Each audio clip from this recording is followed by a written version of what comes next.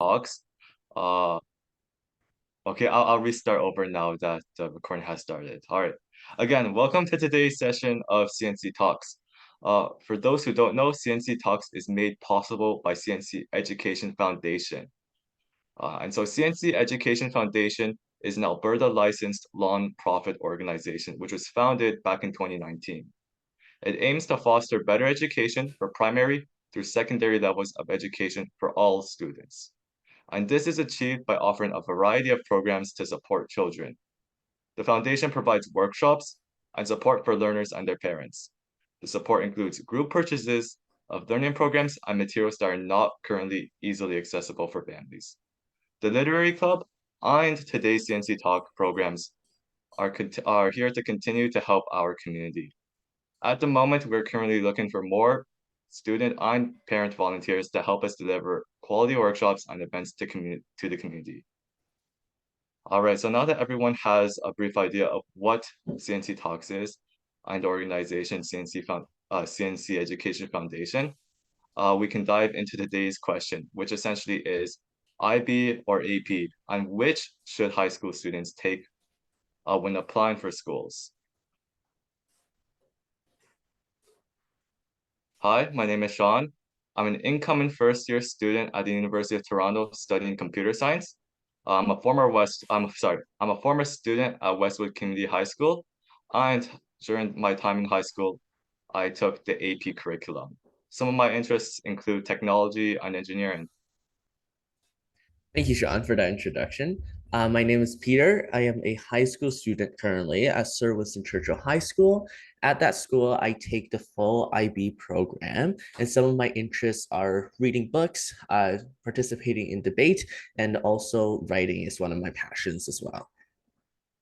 What an excellent student, right? What an excellent student, Peter. You too, Sean. Thanks. Okay, so for All today's right. table of content, oh sorry, and for today's agenda, what we'll be doing is 8 main things. First, we'll be describing kind of what the transition is like into high school. Second, we'll be describing a bit of the strategies and just ways to help you transitioning into high school. Third, then, which I'm sure is what everyone is mainly interested about, I'll be describing the IB program, specifically what the course is about, some of the requirements and the like specs around that. And Sean will be describing the AP program, which is also the similar things, what the course is about, what courses does it offer, benefits, drawbacks, and the specifics. And then also at the end here, what we'll be doing is we'll describe kind of parts of the university application. Sean will be describing like Canada or domestic, and I'll be describing US and just generally abroad. And also extracurricular is also, I'm sure, something that everyone is interested in, as they're a pretty large part of university applications nowadays. So we'll also be elaborating on that. Lastly, we want to just note some of the career paths that we need to start thinking as we enter into high school. And for the final part of today's session, we'll be doing a Q&A, which is an opportunity for either clarification or more specific questions. Excellent. So, before we actually get into the specifics of the IB and AP curriculum, it's important to actually understand what that transition from junior high to high school is like and the changes that come with it before we can really get to know why the AP and IB programs are so helpful in preparing students for post-secondary and beyond. So when transitioning into high school, one of the biggest things is the increase in responsibility. And to know while you're going to the high school, you're going to be tested with a lot more curriculum, which is going to be tested on much harder material, right? So this is going to include more tests, more homework, more assignments in general. But at the same time, you're also going to have a lot of opportunities to explore your own interests and passions through school clubs and the like. And a big difference in school clubs that isn't really talked about that much is that most high school clubs are actually ran by the students themselves with only minimal supervision by the teachers. So, and this is true for a lot of clubs. Maybe you're in a robotics club, a debate club, or something like that, right? That means for you as a student going to high school, you're going to be able to practice your abilities and really have more of a role and have more of a say in your club activities. Overall, just preparing you to be a better leader in general, which I think is amazing. Yeah, and in addition to that, you're also going to have to improve and implement different study skills and strategies to be successful in your high school career. And we will talk about some of the strategies in the next slide here, which is just generally how you should cope and how some ways that we think will help you transition to high school better as you enter into a more academic and rigorous environment. So here are just some of the strategies that we have both agreed on and have helped us in our academic career as high school students and also Sean, incoming university students. So the first one is an obvious one, which is time management techniques. What I mean by this is find something that will actually work for you and something that you will actually keep doing, like scheduling. Perhaps maybe you can just use like a digital scheduler, or you can use like a actual physical agenda, whichever one works for you, whichever one kind of suits you, you should try and stick with it. So this way you won't forget anything, because with high school, there's a lot of commitments that you have to remember. Second, then another way of doing this is to-do lists. I think to-do lists are personally my favorite way of managing stuff, because studies have shown that when you like kind of just click the check marks on to-do list, a dopamine kind of goes through your brain. This actually reinforces you to complete these tasks. Second, then on the idea of like stress reliever, essentially what we're trying to say here is finding methods that will help you to reduce your anxiety and reduce stress in your academic life, which is very important. The first one and the most obvious one is to prevent procrastination. What I mean by this is if you have like a 12-page essay due the next day, do not cram it all in one night and try to go for it all in one night. First, the quality will clearly not be as good because, I mean, you're doing it in a short amount of time. Second, you'll also feel extremely stressed and you know that you won't be doing your best work, which makes you even more anxious about submitting the assignment. And it's just overall a vicious cycle. Second, on the idea of like setting up a good environment for studying. What I mean by this is like you can obviously study like on your dinner table with like random things around you. But we think in general, that's just not a good way to establish a habitat essentially for your learning that you can keep up with. Having that routine, having this like generally strict rhythm is very important to remembering everything and to remember all your commitment. Lastly, then, an idea of study habits. What I mean by this is like while you obviously should probably take notes while you're in class during the class, and you would obviously like complete the homeworks assigned with it, we think it's also important to like not review everything like one day or one day before the quiz or a test, because that's just not a good way of memorizing things. Some of the ways that we have found that works for us is to preview and review in close succession. What I mean by this is like if you know in math, you're going to be talking about, let's say, quadratics the next day. Read up on the textbook and just know what you're going to be talking about. And then afterwards, after you come back from school, you've had the lesson, remember to review that as well so it actually ingrains into your memory. Second is just generally to find a method that works for you. Like for studying, I like to do like something called brain splurting, which is essentially you just kind of type out everything that you need to remember in a doc, and then you start crossing them off one by one as you start to remember them. Yeah, I think those are some really great study techniques. I found for me personally, um, studying to, having studying was one thing, but having your studying pay off is another thing. And I think what a lot of people get wrong is they think that more time equates to more efficient studying, when in reality, it's the other way around. You want to increase how often you study, but ideally, you want to lower the time.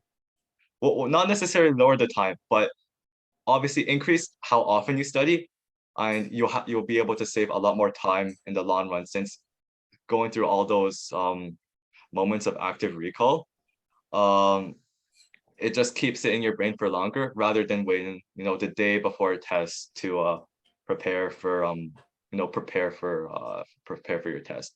But yeah, speaking of study strategies are really important in the IB program. And so, Peter, do you want to tell us a little bit what that is?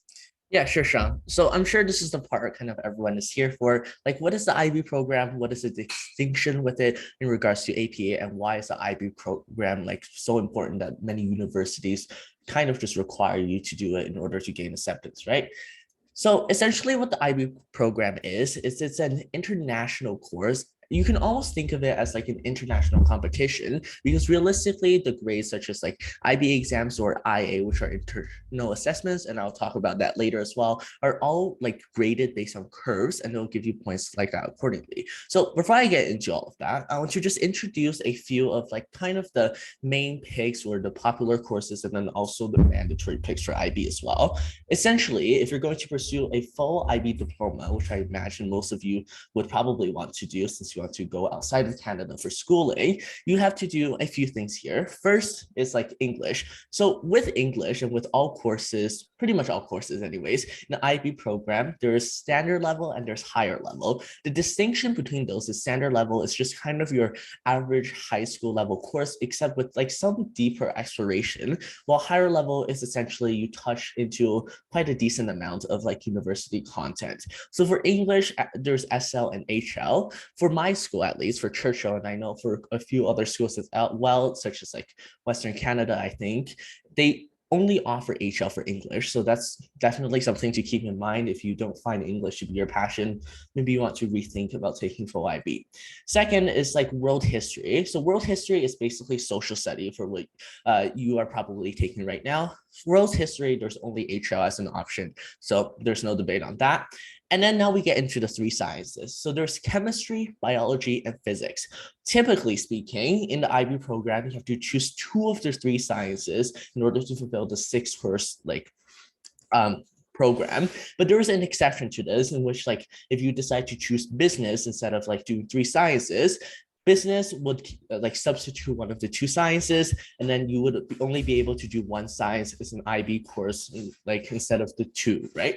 Okay, so for chemistry is kind of weird in Alberta, like IB program, where it like transitions from SL to HL. So in grade 11, you would do kind of like your standard chemistry course where you get a little bit of a deeper exploration than like if you're doing regular chemistry.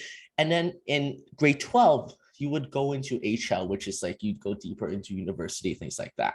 And then for biology, it's the same thing, SL and HL. Most schools in Calgary, at least that I'm aware of, only offers SL, so that's something to consider. And then for physics, it's pretty much the same thing as biology. Okay, so now into mathematics. Mathematics, there's also SL and HL. For mathematics SL, the only distinction between this and HL is for mathematics SL, you would finish it, like you would do the IB exam and you would finish it in grade 11, whereas to HL, you would finish it in grade 12 and do your IB exam then. Now, for the full IB program, you have to do another language. So typically the most popular, I mean, just generally what schools offer is either Spanish, French, or Chinese. It is important to note that like Chinese, you have to take it at Chinese school, which I know kind of typically runs on Saturdays. So you would do that outside of school. But there's also an advantage to that in which in some cases you're able to have a spare, which is quite nice in high school. And then there's also like some other selective courses, but those are only pretty much exclusively for partial IB students, like courses such as psychology or computer science IB. So that's pretty much all the courses we have for the IB program. Okay, so I already That's a lot mentioned of like some, courses. oh yeah, for sure. That's It's a a lot lot. of courses. Yeah. Yeah. Okay, so we have some distinctions between HL and SL. I kind of already mentioned that, which is just generally HL courses are harder because they contain university content. Now, for the IB program, if you're no matter like whether you're doing full or partial, you have to do CAS hours. CAS hours are typically just like hours where you contribute back to your community, right? And I think most people would do this through volunteering. I know in some very like niche instances, work could count, but typically it's all just volunteering. At the moment for full IB, it is 150 hours. For partial, it depends on which school you're going to, but I think for Churchill right now it's around 100. So keep that in mind. And also 150 is over the course of the IB program. So you don't have to do it all in one year. You can spread it out. And then for IAs and IB exams, like these are kind of like where the marks are at.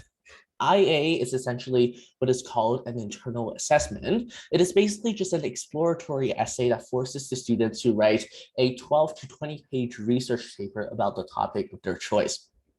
What I mean by this is like, let's say I'm writing an IA for biology. If I'm doing that, I have to think about, what am I interested in biology? Maybe I want to like look at how leaves actually absorb sunlight. So if I was to write an IA on that, I would have to gather the data, find a method on how to actually conduct the experiment, and then the IA would basically just sum everything up in a research paper. It ranges from 12 to 20 depending on the subject. So those are like more specific things. And then for IB exams are basically just kind of like your typical diploma exam, which is a big exam after you finish like a IB course essentially. Are we all good, John? Any questions? Yeah. Yeah, well, how often do you guys do like these IAs or like research-based assignments? Yeah, so for IAs and IB exams are only done once per like course. So I would only write one IA and one IB exam for biology, and I would only write one IA and one IB exam for let's say math. So it would just be only one, but I mean it's 6 total IAs for the entire full diploma program. So it's quite a lot. Ah, Yeah, and okay, it's yeah, no, yeah, it is. It sounds like a lot. 20 pages is not a yeah, small amount. for sure. So it's definitely a rigorous program at that. Mm. Okay, so the grading system. Essentially for the IB program, it is graded out of 45 points with 7 points for each of the courses taken, being 6 if you decide to do full. So 1 point, because you will notice here that 6 times 7 does not equal to 45, it only equals to 42. So the remaining 3 points split up into 3 categories. 1 point is for the course, which is called the theory of knowledge. This is essentially just an IB course that students have to take in order to learn about like kind of a little bit philosophical and also psychological reasonings as to why they learn and how they learn. I've heard that it is quite fun and I'm starting it this year as well. Second then is for the like extended essay requirement. This one is just like more creative writing than like rigorous like IA writing where you have to write a research paper. And then so that one's also graded as well and counted into that 1 point. And then the last one is for the CAS hours that I've mentioned before. So like I'm gonna say here a few like ups and downs on how IB differs from AP, and Sean will add to this later as well. So essentially, if you do the full diploma program for IB, it allows you to apply to any university outside of Canada, which also includes the United States, and also Ivy League accept this as well. So overall though, IB, I believe is much more rigorous in the AP program because the grading system is more or so based on coursework and based on class averages compared to like just kind of one big exam like AP. So, okay. And then for pros for IB, for me at least, this is from personal experience, I think it offers a more in-depth exploration on all the subjects within the program. Like for math, I have the opportunity to take some like university level math explorations, which I find to be quite fun. And then it also allows for me to apply to any school in the world, which I think is definitely a plus as well. Now for cons, I think it's like needless to say because you have so much work to do in the IB program. It is really rigorous and it's quite challenging at times. So if you want to have like, this is kind of the analogy all full IB students use. If you want to have a social life, do not choose full IB. And then second, like if you want to do it for purely for applying out of Canada, like to go to the US or something, you have no option but to do full. So that's also something to consider as well. And also just generally the courses are harder. Now with that, I'm gonna pass it to Sean. So Sean, tell us a little bit about AP program. I'm not too familiar with that. Thank you. I thought you'd never ask, but here we are. But yeah, essentially what the AP program is, it's this curriculum created by the College Board. And could you just hit the next slide, please? Awesome, thanks. All right, but as I was saying, it's essentially this curriculum created by the College Board, which if you guys don't know, is this organization in the United States, which basically curates the educational curriculum for US students, right? And so essentially how the AP program is structured, it's created to essentially give students the chance to learn, beyond the common high school curriculum, and it gives you the chance to really indulge in some more university level courses. And so some common courses include calculus, which is differentiated between A, B, and BC. They're both very similar. It's just that BC tackles one extra semester of university calculus, while calculus AB just tackles one less. As well, you have physics 1, 2, and C. They're all pretty similar, except for the fact, well, except for the fact that physics C is actually just physics with calculus in it. Additionally, you have English literature analysis and English language composition, as well as your three sciences, which yeah, I already talked about physics, you have biology, chemistry, as well as computer science. And you also have a bunch of courses which are enveloped within world languages and culture. For instance, if you want to learn about European history, you could take a course on that. Or if you want to learn about, for some reason you want to take AP American US history, you can obviously take that too. Or you could take AP World History, right? So there's really no a limit to how many courses you can take. And so that's one of the great things about the AP curriculum. Wow, Sean, I had no idea there were this many courses. The only one I took was psychology. So I guess it makes sense there's so much Psychology? choices. Yeah, it Yeah, no. was There's like I know kids who are taking like 14 AP courses, AP exams a year. wow. You can definitely do a lot. Now, Yeah. some pros for the AP curriculum is that if you do well on your exams, you can actually earn university credit. So for instance, say I'm taking AP English literature, right, analysis, right? And say I get a 5 on the exam.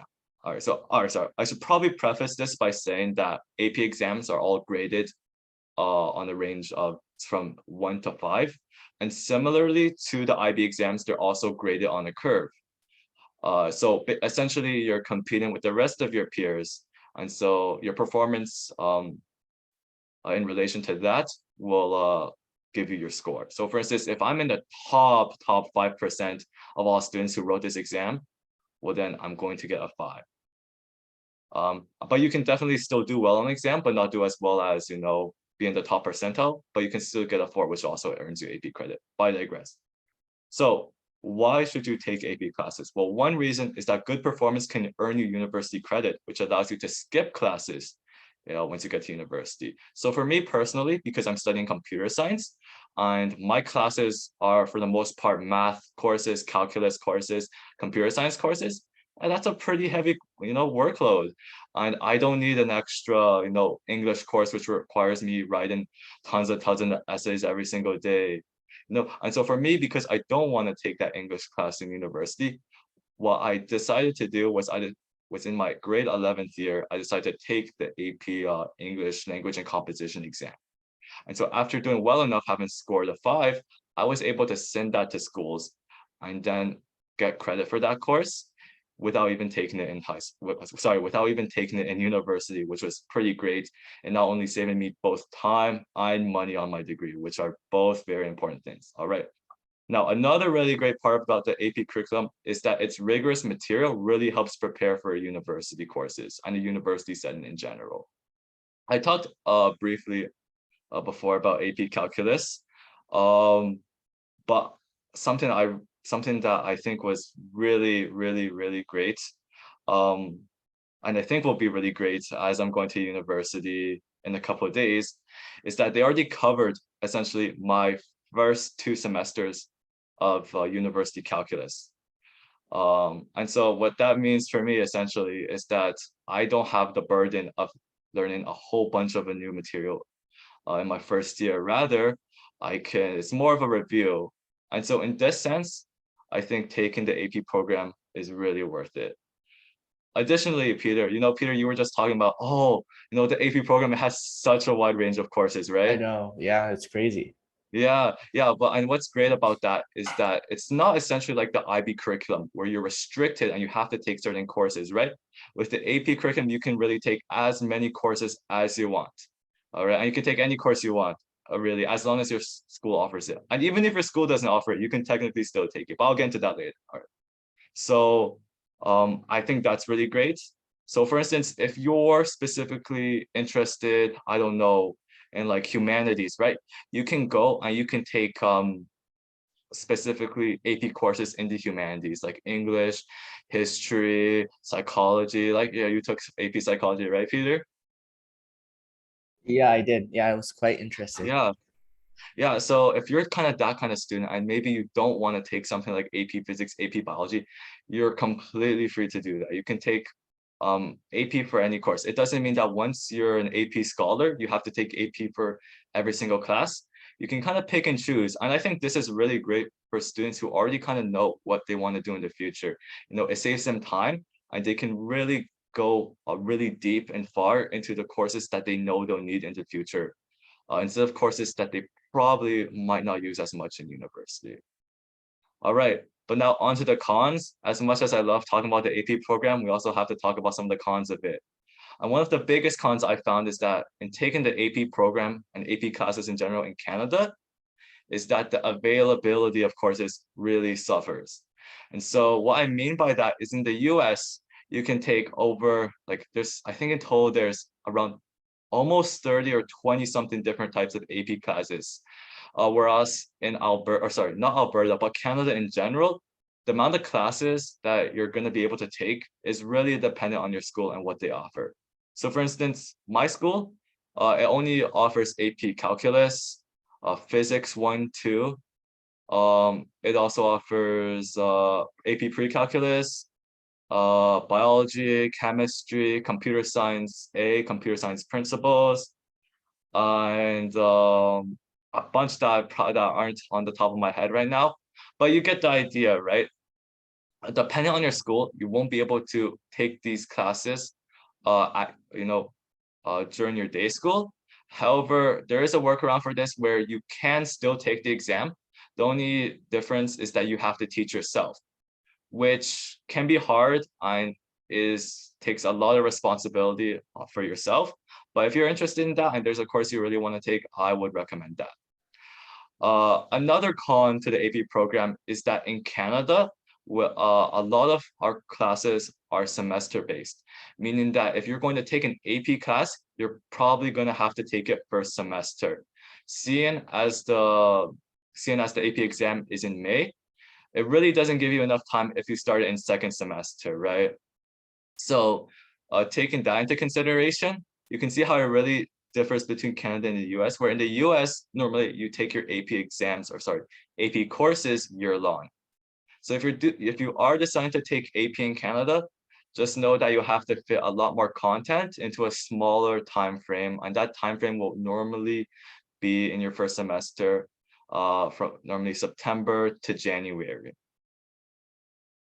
Yeah, and just to like add on to Sean a little bit, I think it's also quite difficult if you're going to take it outside of class to find a testing center because a lot of testing centers in Calgary doesn't accept you, which is what I had experience with. So that's also something to consider as Oh, well.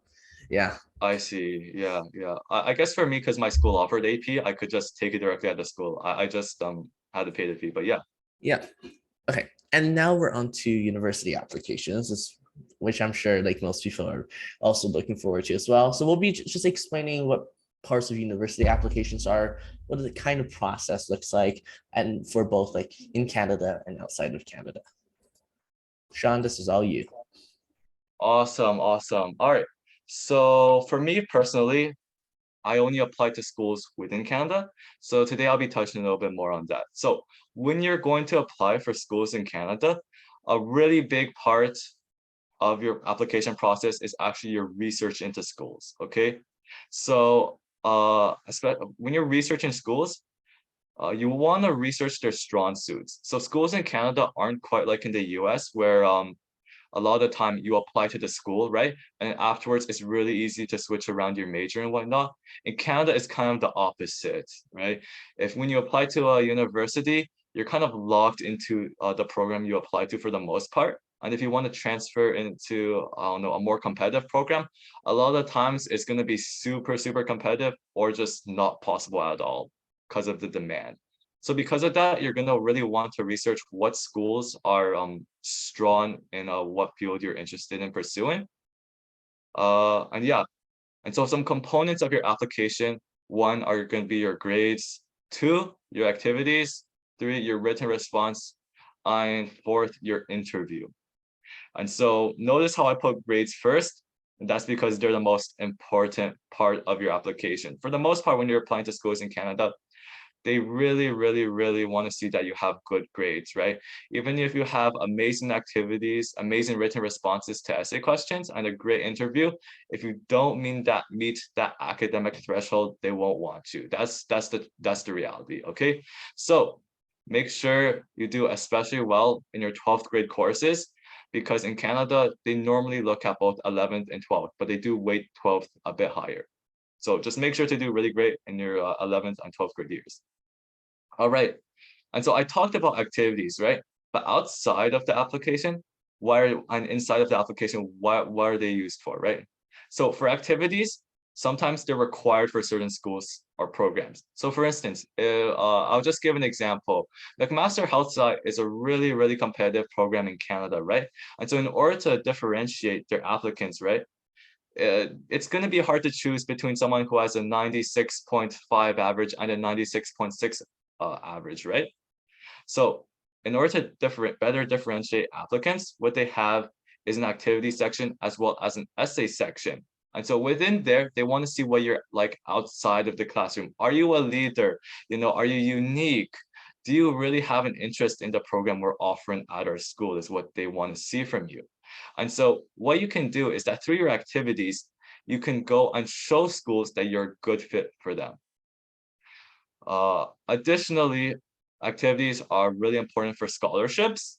I'm pretty sure for almost every school, if you're applying for external scholarships, you have to have activities. You have to have essays you respond to, because at the end of the day, they're not awarding you this scholarship based on your academic performance. Part of it is they want good students, but at the same time, what they want is they want great leaders in the community, which, fair for them is pretty important. All right. But yeah, additionally, through your activities, you can also highlight your personal growth and development in your essays when applying to schools. Yeah, and I think that's honestly the most important part about these activities. Okay, so I'll be 100%. yeah, for sure. So I'll be explaining part of the US application. It's just a general process for United States. I'll also touch a little bit on UK as well. So for United States, they look at like students trying to take essentially courses that are higher than what their regular curriculum offers. What I mean by this is that if you want to apply to the US, you have to take either AP or the IB program. For the IB program, you have to take it in full. So for AP program, from what I've heard and from my research, is you typically want to do like 6 to 8 courses for AP.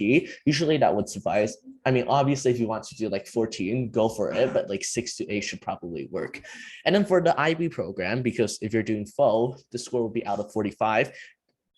IB score for like top 20 universities typically requires above 40, and I've heard like for top 10 above 43. So notes here that this is like actually quite difficult to achieve because IB is a really rigorous program that requires you to have like really high scores as well.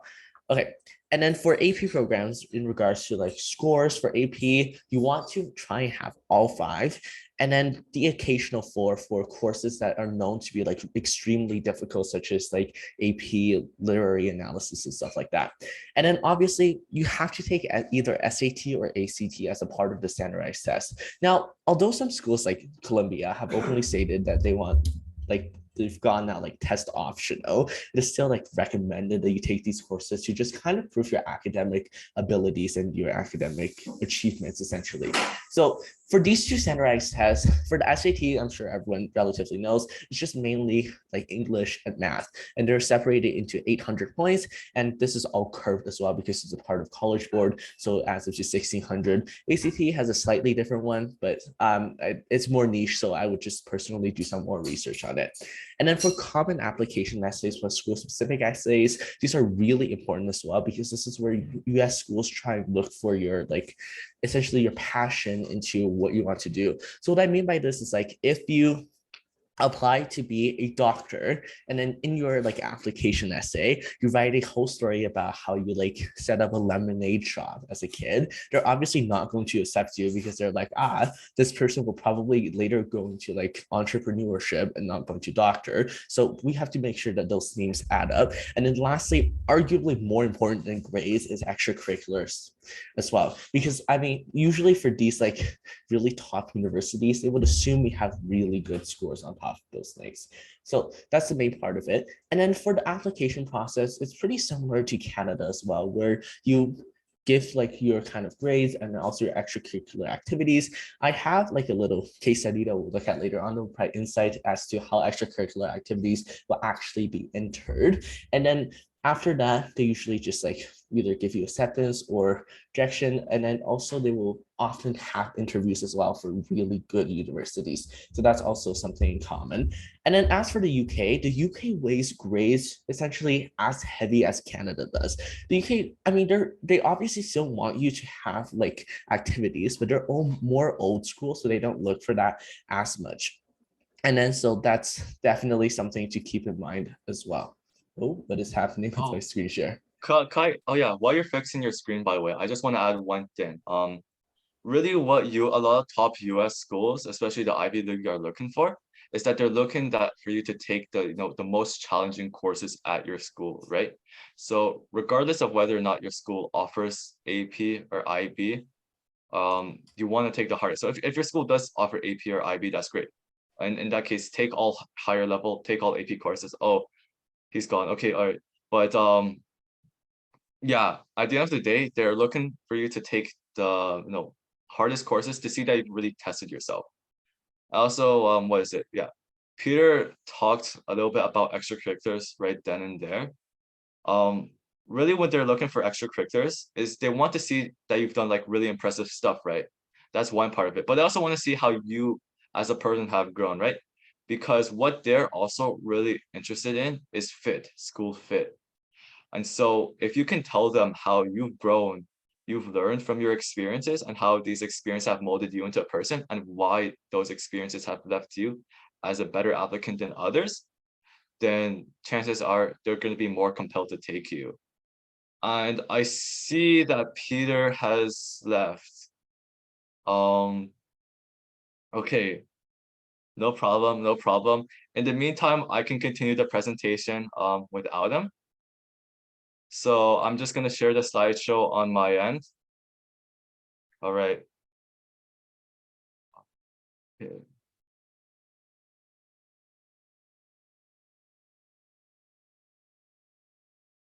All right. Okay. Sorry about that, guys. It looks like Peter's having some technical difficulties, but no problem. I can just go on to the rest. All right. So Peter was briefly just talking about applying to the UK. So there's also another difference between applying to schools in the UK versus US and Canada. One is that they prefer the IB program. Because AP is like for the most part only accredited in Canada, North America in general, right? US, Mexico, Canada. If you're applying to schools in Europe, it's a lot more beneficial to take the IB program since it's just more in line with what they teach over there as well. In addition to regular grades, I think a lot more competitive schools like Cambridge, Oxford, they also have their own separate college entrance exams, which you have to take as well, which are basically their equivalents to the SAT and ACT. Yeah, but going into the extracurriculars and why they're so important, there's really a lot of reasons why. And so a lot of that has to do with, personal growth, but also you want to show schools that you're able to take on not just academics, but also you're able to do a lot of great things in your community. And also just to show that you aren't a total nerd and have a life outside of your own. And Peter, it looks like you're back in the meeting, is that right? Yes, I am. Sorry, I think Zoom client All right. updated or Yeah, no something. problem. Yeah. I was just going over extracurricular. So if you want to take it over from here, Yep. I can just stop share right now. That's oh, okay. Wait, actually, Oh, Sean, do you okay. mind? Do you Actually, want to no, no. share? Yeah. My bad. You want to share it? No, Sean, are you okay with Uh, sharing?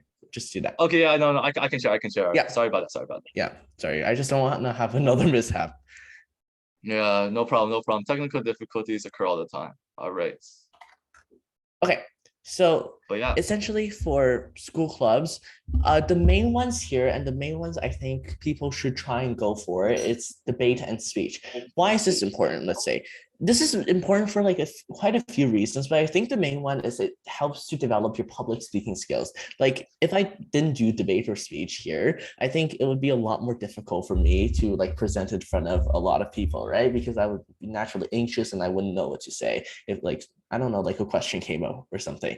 And then also there's a lot of areas for expansion and achievements because debate and speech is generally just like if you practice more and you try and practice and get like feedback from people that understands and have like good achievements, you're able to get better quite quickly. That's something to look for. And then also school like leadership opportunities. What I mean by this is like since Sean has talked about it before, school clubs in high school are generally like run by student initiative. So there's a lot more opportunities for students to get involved. Like for example, there's a club called Citizens of Churchill at my school, which essentially helps to like organize grade night tours, who like grade night students who come into our school, right? So in this, although there's like still teacher supervision on just like kind of keeping things like communicated and going with like the actual school administration, other than that, it's pretty much all student run and all student plan, and you're able to apply for, let's say, like an executive position there, which also shows your initiative as well.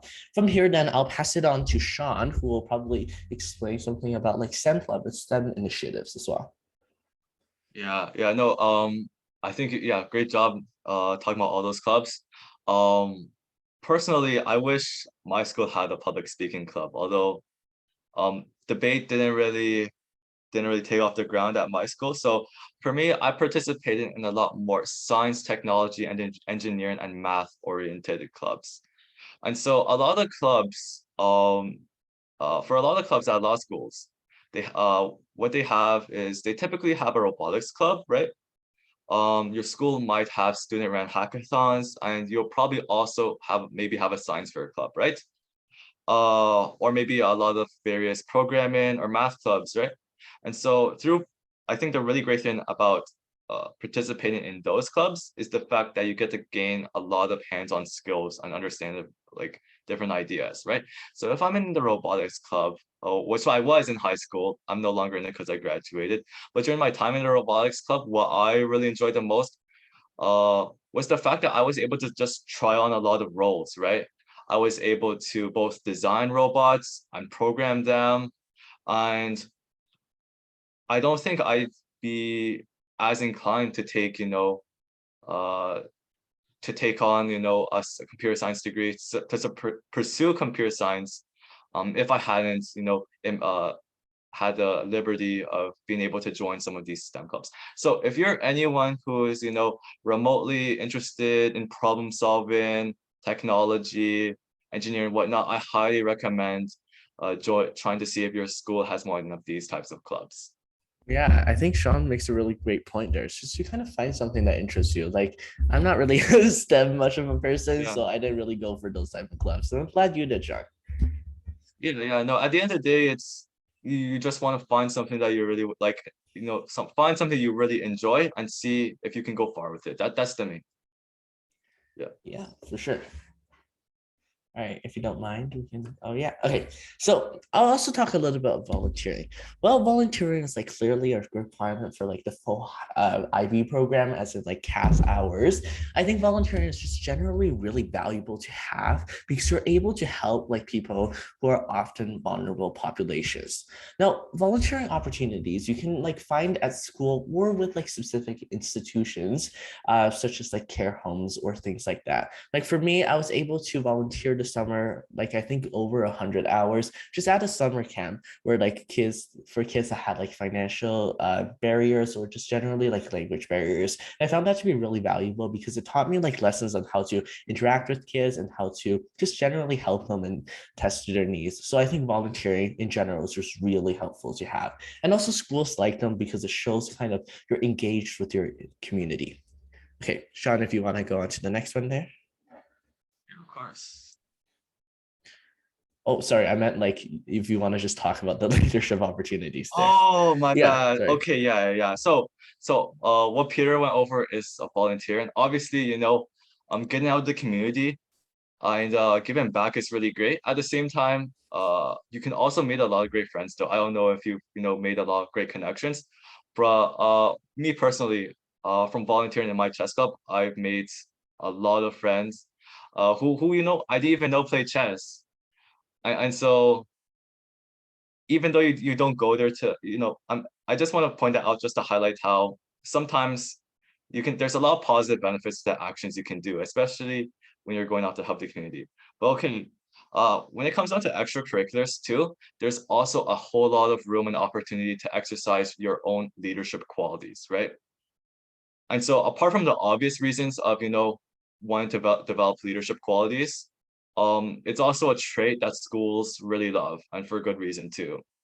And so a lot of the times you don't even have to go to an extracurricular that already exists. If you want to, you can, kind of create your own, right? And so you can do that through making your own organization, or maybe founding your own competition, right? For instance, in my city in Fort McMurray, it's not that large, and so there aren't any hackathons around, right? And so me and my friends, we were sitting around one day and we're thinking, wow, wouldn't it be great if we had, a dedicated 1 or 2 days a year where we could get all these other kids, all these other adults in the city, this one building where we could all cohesively work together programming.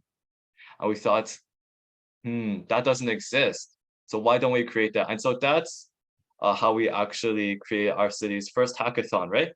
And so that's just an example of, some sort of activity or organization you can found, to not only practice your leadership qualities, but also to, benefit others within the community. Yeah, wow, Sean, that's really great because you were able to find something you love and turn it into something everyone could do. Okay, so for another part of the extracurriculars, it's competitions. Competitions, we've mainly categorized it into two today, one being humanities and the other one being STEM, like STEAM related ones, essentially. So humanities competitions are like notoriously hard to find. So I've gathered a few here that you guys could probably look at and maybe think about doing. The first one is called the John Locke Essay Competition. What it is hosted by the John Locke Institution, which is essentially an institution that's founded by Oxford and Cambridge University in the United Kingdom. So for this competition, it's actually quite rigorous because it's an international competition. For this year, they had over 20,000 like registrations and then also like participants who submitted their essays. This competition is quite unique because it focuses on like social issues and asks questions that you have to respond to in the form of an essay of social issues. Like it separates it into quite a few categories. Like for one, there's a category about psychology in which one of the questions was like, are beliefs voluntary? What you essentially have to do is you have to do research, decide on your perspective on this issue, and then write a paper with all like the proper citations of where you got the sources from. And then there's also a category for what is called like juniors, which essentially are like people that are not yet in high school. So for those ones, the questions are a bit more broad. There isn't really a specific categories. For one of them, it's like, should children listen to adults? So that's also something that juniors can write as well. And then also all the judges are like senior Oxford or Cambridge professors. So it's a really valuable experience.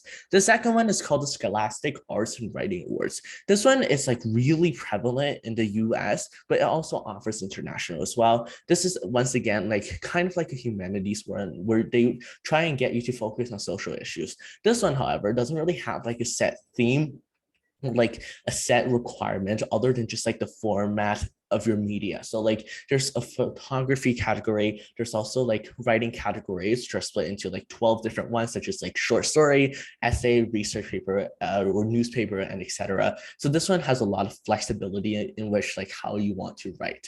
And then the third one is like a kind of a national one. It's called the U of T Philosophy Contest. This is like a really short form essay writing contest. I think this one, the word limit is 1,000. And then basically what it does is U of T hosts this. They give you a philosophy question, something along the lines of like doxastic voluntarism prevalent in our society, which is like voluntary beliefs. Is it prevalent in our society? You have to respond to it using like proper citations as well, like where you got your sources from and where you got your inspirations from. So it's similar in format to the John Locke essay, but this one is just a national competition. And then for the last one, this is like a regionals one where it's called Alberta Champions. So this is a long essay. The word limit, I think I actually remember it should be 500 words, and this is for students up to grade 9. For this one, it's basically an essay competition where you have to write about a Alberta hero that they have listed on their website. For example, um, like the famous five or something like Peter Lougheed, and then just one of those like kind of regional heroes you have to write about their life, write about their achievements and how they inspire you. So that one is also a valuable one to just kind of get you started on. Sean, if you don't mind, can you introduce me to some of the more STEAM related ones? For sure. And yeah, I loved hearing about all those essay competitions. I never knew there were that much, but yeah, thanks for showing some of them. No But yeah, problem. in my time in high school, I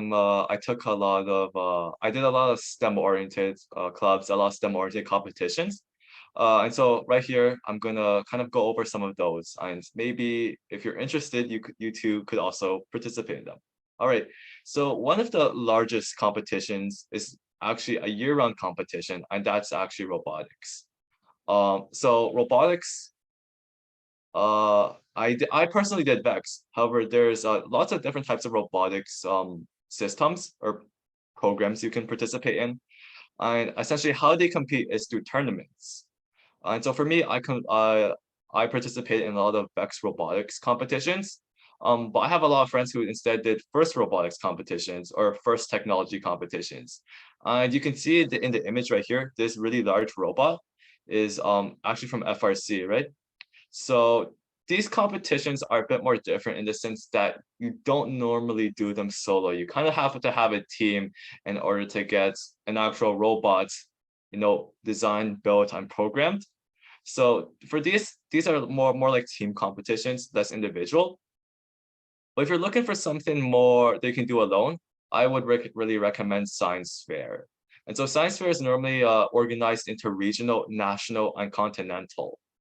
Um, and I think this, really similar to the some of the essay competitions you were talking about, Peter, is that in addition to like uh testing, for in your essay competition, right, you had to like test your writing ability, as well as your research ability. I think science fair also tests that research component really greatly. And so if anyone's wants to try to build something new, if you have like a great idea you want to put really get into fruition, science fair is something I would recommend highly. All right. Other competitions you can participate in high school include hackathons. uh, and so, especially for you guys living in Calgary or Edmonton or like larger cities, I'm assuming you guys have a lot more hackathons than here. But essentially, what hackathon is that you're given a set amount of time, normally 1 to 2 days, and throughout that time period, you or a group of your teammates, right, um, essentially have a given problem. And what you guys have to do is you guys have to essentially code a solution to that problem. So I'll give you guys an example of what one of the ones I made for hackathon. So one of the questions was like, how can we encourage diversity in our communities, right? And so a friend of mine on another team, what he made was he made this project where using a camera, it could detect some dishes, right? Some more cultural dishes, ones that aren't like normally Canadian, and then identifying that dish, it could like show you what are the possible ingredients included in the dish, and I thought that was really cool. But additionally, if you really want to show your interest uh, in STEM in general, I would really recommend doing research and internships. All right. And some really good internships right in our province is actually the U of A computer science internship. It's a high school internship. You don't have to have any prior experience. Although you do have to apply, and that process is quite long, but it's a really great experience.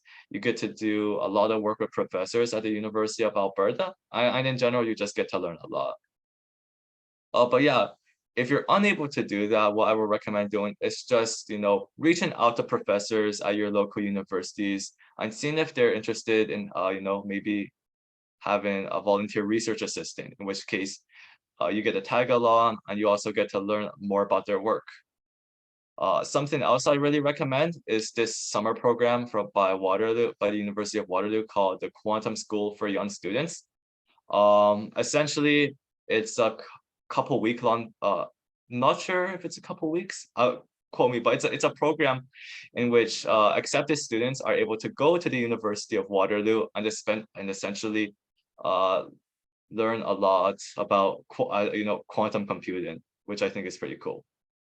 And then something else is also the Waterloo Math and Computing Contests, or just any type of math and computing contests in general. I think they're really excellent in training your logical and critical thinking skills, although they do take quite a bit of time to prepare for. Yeah, but do you want to talk more about career paths, Peter? Yeah, I think we can elaborate on career paths a bit more, and then we can just go to the next slide. Okay, I'll talk a little bit here, and I'll let Sean do some of the talking as well. So basically, for career paths, what we want to really emphasize is as you go into high school, you really need to think about what you want to do in the future, right? Because I mean, a lot of these courses that you have to take in high school is related to what you want to do in the future. Like, let's say you want to become a doctor, and you decide that now, but you decide to like, oh, but I want to do like physics instead of bio. No, like obviously that's not going to work because universities will look at bio as a prerequisite. So that's why it's really important to decide on these, like what you want to do in the future as quickly as possible. Second is on the fact that like you really need to make sure that you can stick with the major you want to do. Like I know, for example, for psychology, you if you just have like an undergrad, you might not be able to do much with it other than like, let's say, do social work. Not to say that social work is not great, but I think that's about it for psychology. So if you want to like do psychology, you really have to think about, am I willing to go through grad school to get a PhD in order to like have a successful career? So that's something to think about as well. And then also it is important to pursue your ECL or extracurricular activities related to that like general career as well. And then so I think Sean, can you talk a little bit about like how applications should look? Uh, yeah, for sure. A big part of applications, first of all, is knowing what you want to do, right? And so so say for instance, you're interested in applying to engineering, right? You're going to need to have math, calculus, physics, chemistry as well.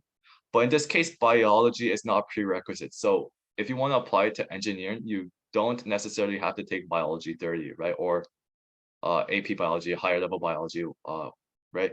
So I think in this case, if you really understand what you want to do and you're committed to that path, it can save you a lot of time in the sense that you can kind of skip courses that are time consuming, are dragging you away. So for instance, like for me, because I knew I wasn't really interested in anything biology related in the future, like nothing life sciences.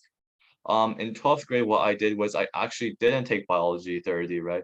I didn't take AP biology because I decided it would be more beneficial for me to use that time, on my other courses to get those grades higher up to help me land a program or like help me get into a school which is really strong in computer science or technology. Um, but yeah, do you want to kind of take on this little case study here, Peter? Yeah, I will. Okay, so we're gonna make this a little bit interactive because I'm sure everyone's kind of just bored of us lecturing here. So what we have here is a student that applied to UCLA in the year of 2020. This is their like ECL, so extracurricular activity sheet. This is pretty much how exactly it will look like when you enter it for like applying to universities outside of Canada. I'm not sure about in Canada, but I would imagine it's something similar as well. So there are two slides here. So Sean will like stay about for like a minute on here so everyone can take a look, read through some of it, and then we'll move on to the next slide. And after we are finished that, Sean can head up to this slide. And I just want everyone to drop in the chat what you think the student pursued a undergrad in. Okay, so we'll just leave this on for about a minute here, and then we can move on to the next slide, and then I will add more to this afterwards. Yeah. I'm gonna try to guess what this student studied too is applying to. Let's see, Vice President of Analytics, Comet Savings and Loan, Logistics and Financial Officer, Mm, President at the Model United Nations, product and consumer data intern. Yeah. Okay. We can move on to the next one so everyone can have a look at the other All slide. right. Oh, here's the rest of it. Okay, yeah. There's more. Senior leader, finance intern. Okay, that might be a clue. That might be a clue. Executive council, intern, fundraising officer, member, future business leaders of America. Okay, so there's quite a lot of stuff related to Yeah. finance and business in that regard. Yeah. Okay, Okay. So if everyone's ready, if you could just feel free to put kind of what you think this person pursued an undergrad in chat, that would be great. We'll just wait here for a little bit for the responses, and then I'll explain why this makes sense as to their undergrad.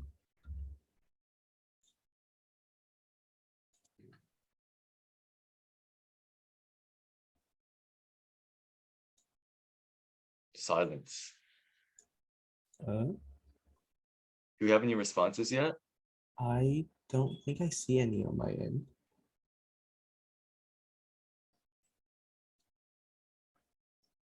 Okay, we Oh, have one, hold on. business, We have one. finance.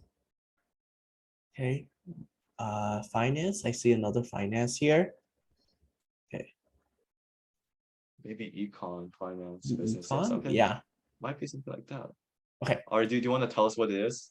yeah, I will. Okay, so if you could just go back to the first, like the previous slide, I'll kind of analyze this a little bit. So I assume everyone has basically said like econ, finance, or business. So this student applied for business to UCLA in 2020. So let's see why this makes sense. I mean, like right off the bat, we can clearly see here that this person has pretty like extensive experience in like finance, right? Like for example, logistics and finance officer, and then also like product consumer data intern. And then also I think afterwards there's also like kind of a guild type situation there as well for like oh yeah, fundraiser officer, and then also member of the future business leaders of America. Okay, so for the way that like these sheets are essentially formatted is, if you go back to the previous slide, people usually like put the thing that they think kind of makes them like looks the strongest under first. So for this person, they thought that their internship looked the strongest, being the vice president of analytics, Comet savings, and loans.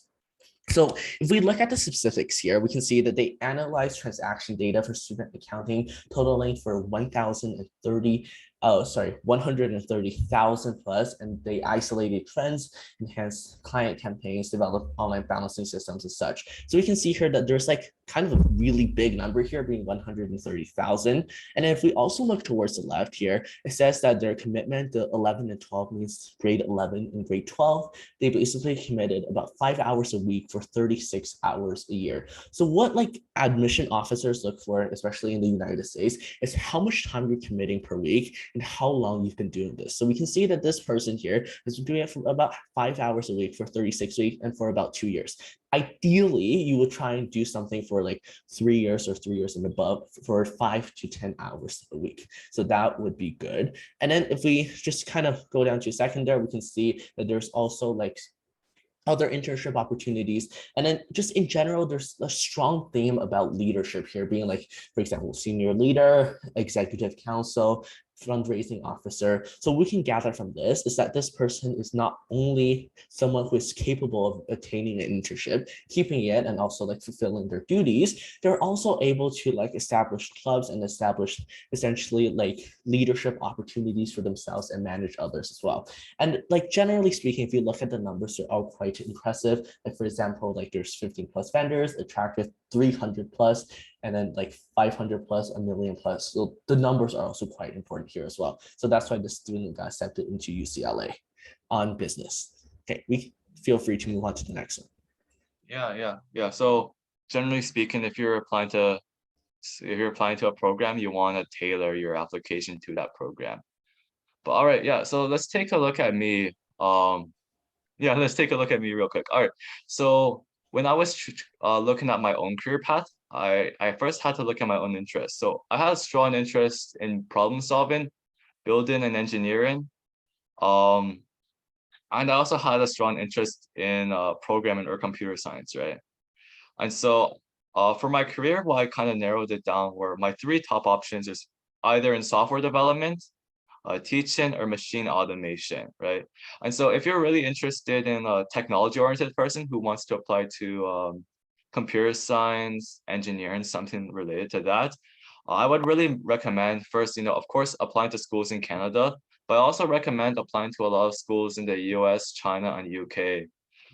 Especially the US. The US has no shortage of great computer science schools. Um, China also has really great, obviously, Peking University, Tsinghua, Shanghai Jiaotong, Zhejiang are also really great schools for technology in general, as well as the UK, obviously Cambridge, Oxford, I think Edinburgh is very good too. But yeah, for my own plans,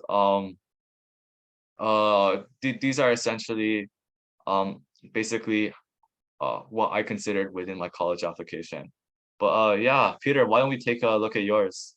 Okay, so mine is drastically different from Sean's because my interest is actually psychology, or more specifically, clinical psychology, referring to like studying essentially like disorders such as depression and such. So, well, my career choice is I really want to stay in the field of research. What I mean by this is like instead of going out and working right away, I really want to like stay here, stay maybe inside school or go to like some type of research facility and do studies, right? So, some possible school discussions for me is States, United Kingdom, and also Canada. The reason why I'm thinking mainly about going outside of Canada is I think there's just generally more opportunities for like exploration and just more opportunities for research as a whole. Because I know like um, United States is obviously much more involved since it has like a generally bigger industry in psychology than Canada, right? So there's just more opportunities for me out there. And then also for me, I really have to think about like how much I want to stick with this because I've said before, psychology, if you just get an undergrad in it, you can't really do anything with that. So you really have to stick with it, like get a master's and then eventually get a PhD, right? So for grad school, this aligns with what I want to do. So I'm obviously going to pursue that. And that's where kind of career planning kind of kicks in regards to thinking about your future and thinking about your schooling. Sean, if you don't mind, we can hop onto the next slide about to answer the question, IB or AP. Yeah, so what do you think is better in your opinion? When do you think you should take IB, or when do you think you should take AP, or do you think one just triumphs above the other? Yeah, I think for me, I think IB and AP really comes down to the nuances. So for IB, you have to really remember that this is a really rigorous program. While it does prove to schools that you clearly have like capability, we also need to remember that like generally it's really hard and it's also good for applying to schools outside of Canada generally as well. I think we want to cut it short a little bit. So Sean, if you could just wrap it up really quick for AP. Yeah, I guess in my experience, I'd say if you're only interested in applying to Canadian and US schools, I would probably choose AP. Obviously it is a US curriculum, so they put a lot of weight on that. But also, I think if you know what you want to do as a student and you know what you want to pursue, I think with AP, you can at the same time, you don't have to sacrifice, a lot of course rigor. You can learn a lot more advanced concepts, but at the same time, you get to skip classes that you don't necessarily need to go as deep into. Mhm. And so that's my perspective on the issue. Yeah. Okay. So I think now we're onto the Q&A section. So everyone just feel free to drop your questions in the chat. I can answer in Chinese as well. Sean, do you want to tackle the first one? And I can do it in Chinese. Yeah, of course. All right, let's see. We have 12 new messages. Okay, so hold on, let me see my chat. Yeah. So the first one is just like, does joining cadet kind of add to your extracurricular profile? Sorry, joining what? Cadets. Joining cadets. Oh, 请问加参加 cadets 会 cadets I think is really great for I haven't been in cadets, but I wouldn't say it's a particular if you're doing it for the sake of applying to schools, then I say you're missing the point of doing cadets. I think cadets in general, it teaches like really great discipline. Uh, and I think you can form really great bonds. But as an activity which you would like use to apply to schools, I would say it's good to have, but if that's the main thing you're doing, then you're doing it for the wrong reason. Like it's a great activity, of course, but I don't think it's the strongest in applying to schools. But I don't think you should quit it because of that. If you really do enjoy doing it, I'd say keep with it. Yeah. 对，就是我和尚都觉得，如果要是您的孩子参加 cadet，就是在里头就相当于是在那儿就是去他这个 weekly 的 meeting 什么之类的，这个不是特别加学分，因为他没有办法就是来给这些 admission officers 来看你的孩子会就有这个领导的 qualities，基本上就这样的。所以，除非能通过这件事情来，比如说来帮助其他的人，来组织一些的比如说 organization 之类的东西的话，这个相对来说还是稍微的差一点点的。Okay, Sean, if you want to move on to the next one there. All right. How do extracurricular events you have completed have to be in order to be valid? How recent? Okay, yeah. So generally speaking, when you're applying to schools, you want to list down all the activities you've did during your high school period. So for us, that's like grades 10, 11, 12. So generally speaking, you don't really want to include anything before that unless it's really impressive, you know? Like if I won the Nobel Prize when I was 7 years old, I would include that, you know, I would include that. But like if you just won something really small, like in the ninth grade, eighth grade, I would probably refrain. Keep the most important stuff in recent memory. So grade 10 to 12, basically, yeah. Yeah，就是我们觉得一般来说的话，你如果这个课外活动能做的更长时间，然后每周能做更多小时的话，这个是最好的。所以，如果要是您的孩子现在比如说在9年级的话，现在就可以开始做了。Sean, there's a question about whether does top universities in the US prefer IB or AP? Do you want me to I'm answer gonna be that very one? blunt. I'm gonna be very blunt. They don't care. Yeah, they want to see that you're challenging yourself with the hardest courses available at your school. So if you go to a school that offers IB, then take IB. If you go to a school that offers AP, then take AP. But I think generally speaking, if you're applying to schools in the US and you're from Canada, probably AP classes will be sufficient. Because the US in general, they just use AP. But if you also take IB, that's fine. But I would say take AP for the reason that you'll just have more time to dedicate to your extracurriculars. 就是一般来说的话，IB 上 IB 或者 AP 都可以的。如果要是比如说您的孩子想去英国来上学的话，我们还是建议 IB，因为 AP 去不了英国。可是如果要是就去美国的话，哪个都是可以的。但是哇，我这个 加 Peter 上说国语好强。我加上一句哈，sorry，thank you guys。我加上一句，就是如果去美国学校读书的话，要看你读什么样的大学。如果你要去读藤校的话，那你肯定要拿出你最强大的力量去挑战这个 IB 课程，因为 IB 课程呢是最难的一个 program，AP 呢是其次于它的，然后呢才是普通教学大纲。所以就看你要去挑战什么样的大学。一般的美国大学和 top university AP 都是够用的，但是你要去藤校大学的话，当然要 IB。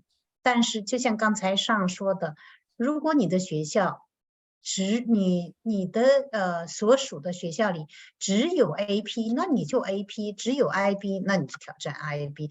因为在招生官的这个版面上，他会知道你的学校里最挑战的 program 是什么。好 ，keep going。Thank you. Thank you. 对对。Okay. Okay, yeah, the school kid is oh, do you want to answer this one or do you want me to Oh, take it? Actually, yeah, actually, I know. We'll just keep it the same format, yeah. I can probably answer this one actually because I went through the experience because I wasn't at an okay. AP school. Sure, Okay, sure, so I'll answer it in English and I'll reply in Chinese as well if you want that. Okay, so essentially, if you don't have AP at the school that your kid is attending now, it's really hard in Calgary to actually find an AP testing center that will accept you. I know for Westmount, they do AP testing for their own kids, but they don't offer it to outside. So for me, I had to go to Vancouver to do AP exam. So that's quite expensive if you want to do a lot of AP exams. So that's something to consider. Okay. Next one, Sean, if you want to Oh, actually, I should probably answer this one. So, how do you think about partial IB? I have a lot of friends that do partial IB. The drawback of partial IB is it actually doesn't really do anything if you want to apply it out of like Canada because it's not a full IB program, so you don't really get the full diploma. So, really, for a partial IB program, it's really about like one interest, and then also it helps kind of in the admission process of Canada. Like if Canada, like Canadian universities see that you have done like some IB courses, they'll kind of like see, oh, the student is academically strong. So it's mainly a benefit for Canadian universities. And then also, so the next one. So if you go to a Canadian university, does the IB, so is IB still beneficial? 我个人来说的话，我觉得如果要是在加拿大上学的话，您的孩子如果要是一般的课程的成绩非常的好的话，不一定非得上 IB，因为加拿大虽然他觉得就是 IB，如果要是你上的话很好，可是你不上，如果你要是课外活动什么之类也都是非常强的话，也是无所谓的，就相对来说。我觉得就是说，你要是平常成绩能比你的 IB 成绩高的话，那就还是可能就平常的就管用，对，因为因为更多的是加拿大他们什么，他们就是平常就是IB 跟什么平常的课程是不分的，right？他们只是看你最后这个成绩的数字，所以要是你平常成绩能比你的 IB 成绩高很多的话，那我觉得建议你去就是上这个平常的。对，就是基本上上说的就是，如果要是你觉得你上 IB 得的成绩不好的话，我们还是就建议别上 IB。如果要是就想在加拿大上学的话，OK， Yeah. If your IB is like a much lower than your actual score, if you're taking AP or something else, and you're only applying to Canada, I think you should probably just take regular or AP if it's a really big difference. Yeah, for sure. Okay, so next question. If I take IB but doesn't get good grades, will that affect my overall grade? And worse, by not taking IB or AP? So if you really just are trying to aim for Canadian universities, what we said before, taking IB and not getting good grades would not be as good as just getting good grades in the Canadian curriculum. And also a consideration is I know for some schools, like for my school, once you start and get into the IB program, you cannot drop it. So that means like if I get like a 60% in English, that doesn't matter. I'm still not able to drop IB. So that's also a consideration as well. Okay, I can take the next one. If a Yeah. kid wants to be a doctor, which extracurricular is better to help them get? Okay, so for this, I'm assuming you want to apply to US schools, but if you don't want to apply to outside of schools outside of Canada, then I'd probably say the hardest part is like probably not getting into the university, but probably getting into medical school. But yeah, basically for like a lot of top like John Hopkins, for instance, is a very good uh school for undergrad in the US if you want to be a doctor. Um, I would really recommend is see if you have like local if your hospital allows you, you can volunteer there. If you have like local like like physical therapists, visit them, see if you can act as a volunteer or something. But overall, anything that can show that you have actually have a passion in medicine, is really beneficial to that. I have a friend who over the summer he volunteered over at a physician's, or if you can volunteer at a pharmacy, I think that's also really good. But try to like have extracurriculars that are related to wanting to be a doctor, so med school. Sorry, I also have a case study here on hand. So this is a case study of a student who got into Yale for molecular biology. So I think this applies in this case. For her, a lot of the stuff that she did was essentially just like research related to biology. Like for example, she managed to like do a research and complete a publication process for like a cell transplantation for diabetes. So it's just something along the lines of biology. And then also remember, for doctors especially, it's really difficult to get into these top universities. So you really want to aim at like leadership opportunities. Like if your kid can establish like some sort of maybe like organization to raise awareness maybe about a certain health problem or something along those lines are also quite important as well. 还 So 有一个人就是问着这个读研究生的问题，研究生就是靠你平常大学成绩了啊，就 Yeah. 这个 IB 跟 AP 就这时候就没用了，不看你高中的，就看你大学的成绩了。Yeah. Sorry, I think I missed a question here, which is how much harder do you think IB courses are compared to regular courses and about how much time? For me at the moment, I think IB courses are definitely a lot more rigorous, especially when you're just starting.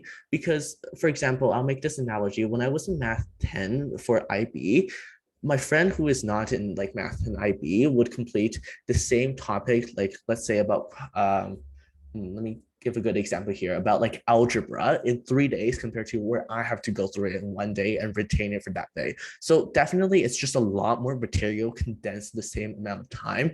As for studying time, for math in particular, I would say you need to spend probably about an extra 2 hours on studying for math because it's just a lot of content. So you can kind of just gauge how much you need to spend for the other courses as well. But I think it's still definitely achievable if your kid is like academically strong and have a will to really want to pursue it.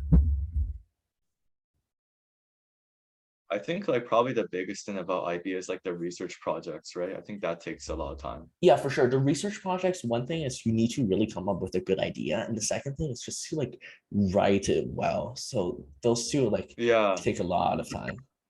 Yeah, I know. I have a bunch of friends who complain about that. Yikes. Yeah. Okay. All right. So does anyone have any more questions? I think we're just about to wrap up here. Yeah. So if you do have any, okay, that's some questions. Oh, no question. All right. Great. If you have any more questions. I think we did a pretty good job today, huh? Right? Yeah. Okay. If anyone has any questions, like... yeah, for sure. Feel free. I'm sure we can answer them after the session perhaps as well. So it's not a big deal if you don't think about it right now. We can answer those later.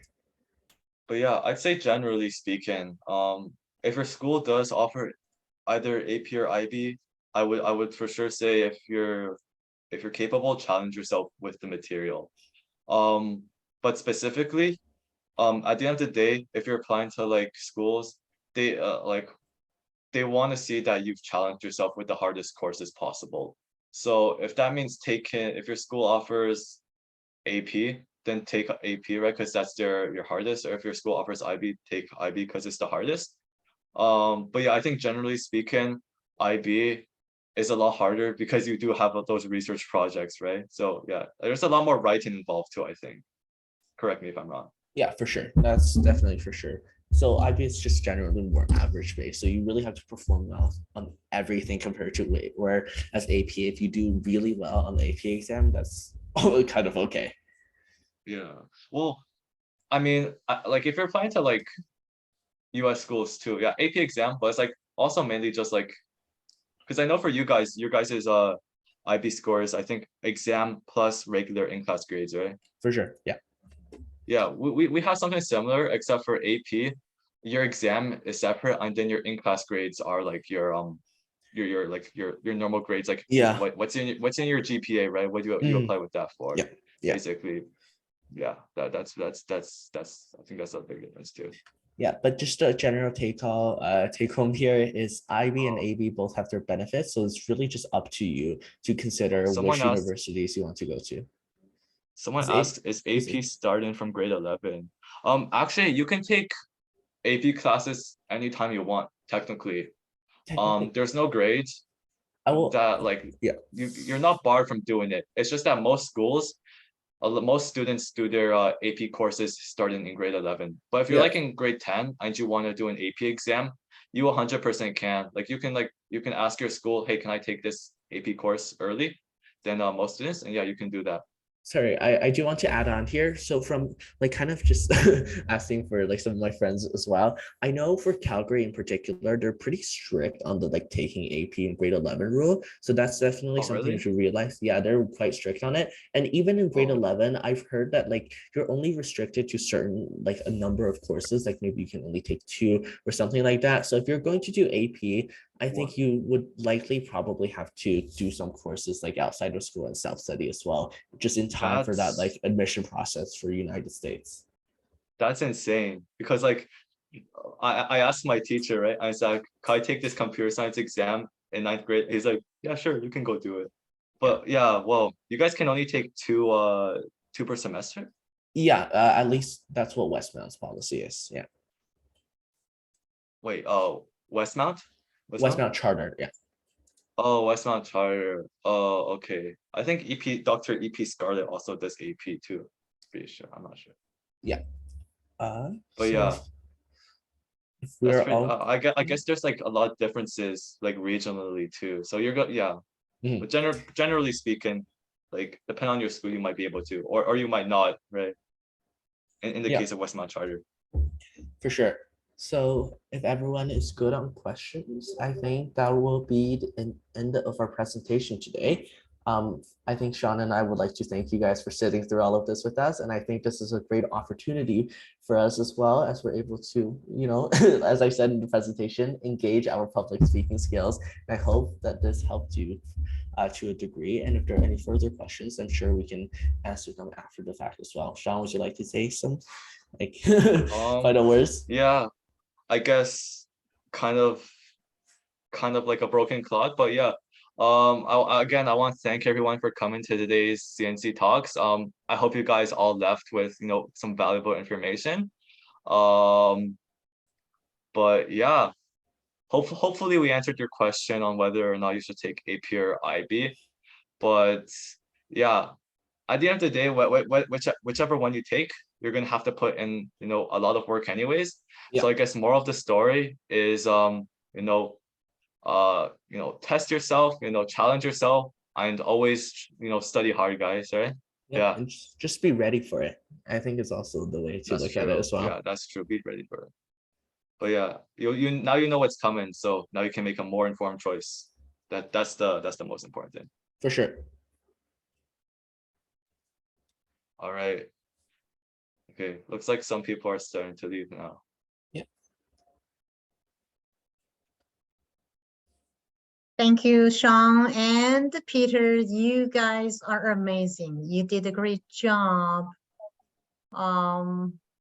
请问一下，可以既不选 AP 也不选 IB 吗？当然， Yeah. 我们的教学大纲是普通教学大纲 regular program， 完全可以不用 regular program 考的成绩高的话，依然在加拿大的top university 你可以加入。If you don't have AP or IB, it's okay. But if you do, it's not bad to challenge yourself. It's pretty good.